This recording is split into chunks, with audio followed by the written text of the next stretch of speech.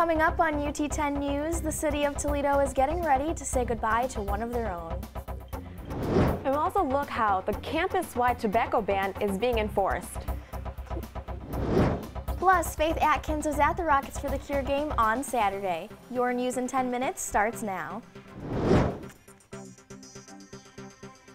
Thanks for joining us. I'm Gina Todd. And I'm Zainab Shaib. Toledo has suffered a very tragic loss. Mayor D. Michael Collins died on Friday. He suffered cardiac arrest while driving and was hospitalized at UTMC for 5 days in critical condition. Collins had a difficult 13 months in office, from the worst winter in the history of Toledo to the loss of 2 local firefighters and the water crisis. A public memorial service is being held at Savage Arena on Wednesday beginning at 6 p.m. A private funeral will take place for the family on Thursday. At this time, City Council President Paula Hicks Hudson has been sworn in as acting mayor. For the first time at UT, there will be a minority or female candidate chosen to be the next university president. That's right, Zainab. Reporter David Duffy has more on the story. What have you found out, David? Well, Gina, either a woman or an African-American male will be our next president. 3 finalists have been selected from a field of 29 candidates. The first finalist is Dr. Sharon L. Gaber, who is a provost and vice chancellor for academic affairs at the University of Arkansas and received her PhD from Cornell University. The second finalist is Dr. Christopher B. Howard, who was president for Hampton-Sydney College and received his PhD from Oxford University.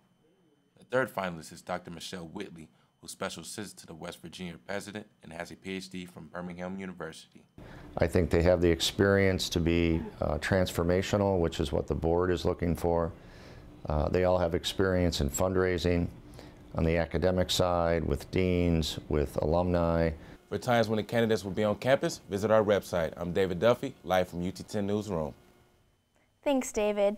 Students are being detained on and near campus, which has some people questioning whether the police are discriminating based on race. Reporter Lydia Sims looks into the issue. Because you see a black guy walking down the street at night doesn't mean he's always up to something bad.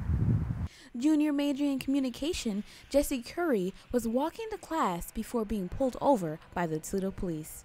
They said that there's a lot of robberies on the street, so they were being precautious, and they checked my social security number and they let me go after that because my record was clean.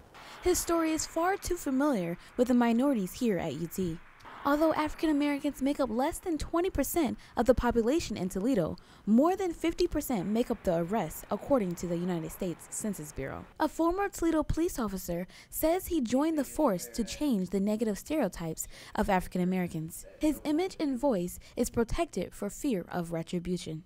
Show kids younger than me that just because you're in the inner city, like, you don't have to, like, you can make it out of that. You can do something positive. This former police officer soon learned that it takes more than one person to make a difference to an organization that has been around for years. Chief of Police John Wenzlick says steps are in place to prevent racial profiling. Not only racial profiling, but just to make sure that everybody feels that they're being served properly by our department. 3% of Ottawa Hills community is made up of African Americans, yet 32% makes up the arrests, according to the Ottawa Hills Police Department records. Whether or not police are racial profiling, it's hard to say. However, UT students and the community still feel they are being targeted based on the color of their skin. I'm Lydia Sims for UT10 News. Thanks, Lydia. 50% of sexually active college students will get a sexually transmitted disease by the age of 25. According to the Center for Disease Control, nearly 10 million people ages 15 to 24 are infected with an STD every year. Health experts attribute this trend to the rise in unprotected sex. Many of these diseases don't have symptoms and can go undetected. The most widespread misconception is that if you're in a monogamous relationship, you do not have to worry about sexually transmitted diseases, and that is often not the case. The UT Medical Center on main campus offers STD testing for students year-round. Students, faculty, and staff continue to violate the new smoking ban on main campus. Last August, the ban was put into effect and prohibits tobacco use on all 3 campuses. However, people still smoke outside Rocket Hall, Snyder Memorial, and behind the field house, just to name a few locations. Violators are being reported through UT Text-to-Tip. This is obviously a new policy. There's folks here that have been here for several years that were smokers. We recognize that. So I think the first couple of years of the policy, you're going to see a much more of kind of an educational approach. Newton adds the university will not take a disciplinary approach to implement the ban at this time. The past weekend, Heart and Soul was held in Fifth Third Field. Reporter Cody Conley was at the Birdcage Saturday night. Heart and Soul raises money for people in the Toledo community suffering from mental illness. The event raised funds through silent auctions and provided informational stations to educate guests. The brainstorm simulated what happens inside the brain during a schizophrenic episode. Co-founder of Heart and Soul, Tony Razik, talked about the event's objective. Really to raise awareness about mental illness, and there's such a stigma still involved with it. For 11 years, this event has been helping people like Brian O'Connor with services. It basically allows me to get out in the community and enjoy the downtown community and the beautiful people that it brings.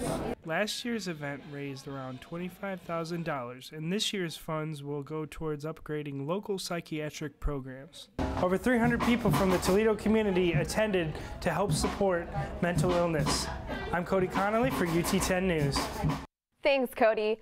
The Toledo Police Department is looking for new cadets. The search for the TPD's year-round recruitment for the academy.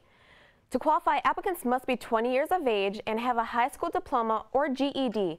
Sergeant Michael Koperski says the entire process is to become a cop begins with taking the civil service exam on February 28th.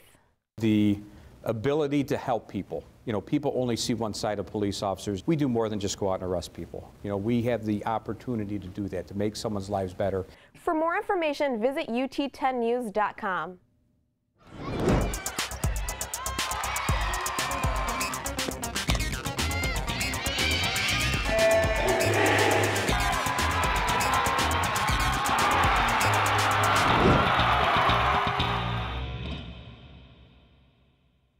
It was a bittersweet weekend in Rocket sports. The women's tennis team squared off with Cleveland State on Sunday, and the men's and women's basketball teams both took on Ball State. We'll start with the women, who hosted the Cardinals in MAC play at Savage on Saturday afternoon. It was the 5th annual Rockets for the Cure game as Toledo looked to jump Ball State in the MAC West standings. The Rockets got off to a slow start in the first half as they shot just over 26% from the field. Ball State's defense also forced Toledo into 17 turnovers in the game. In the second, Inma Zanoguera was a catalyst for Toledo's comeback as they trailed by as many as 17 points. Here she finds junior Brene Harris off a steal to cut the lead to 2 possessions. Anna Capitoso did her part for Toledo with a pair of clutch threes, but it wasn't enough. Natalie Fontaine's game-high 20 points led Ball State to the 69-61 win. Zanoguera credited the Cardinals' defense for Rockets' poor execution. We didn't exploit what they were giving us. We weren't smart taking our, the good shots that were open. So that was it right there. The women will be back in action tomorrow night as they travel to Central Michigan for another MAC battle. While the women lost one at home, the men hit the road to Muncie, Indiana for their own matchup with the Cardinals. It was the team's 5th straight win, keeping them in the lead in the MAC West. Juice Brown led all scorers with 24 points to go with his 6 assists. The Rockets head to Buffalo tonight to take on Buffalo at 7 p.m. On Sunday, Rocket Nation swung its way over to the Shadow Valley Tennis Club as the women's tennis team faced Cleveland State in non-conference play. The Rockets started off strong as they dominated the Vikings, winning 2 of the 3 double matches. UT kept the momentum as the teams entered into singles play. First singles player Pia Rai won her match with ease as she fought off long rallies like this one. But she wasn't alone as Lauren Tai, Caitlin Wynn, and Emily Mazzola closed out their matches with wins, resulting in a 5-2 victory. Head coach Tracy Mauntler feels confident about entering MAC play. I'm happy at where we're at right now, so a few more tough matches ahead, which will be good and give us some more experience under pressure, and I think we'll be ready. Thanks, Faith. That's it for UT10 News. For the latest breaking news on campus and bios from all UT10 reporters, go to our website, ut10news.com. And remember, you can watch the live stream of our newscast production every Tuesday morning at 10:30 on our YouTube channel. For Zainab Shaib, Faith Atkins, and all of our crew, I'm Gina Todd. Have a great week and stay tuned for more news from the UT campus.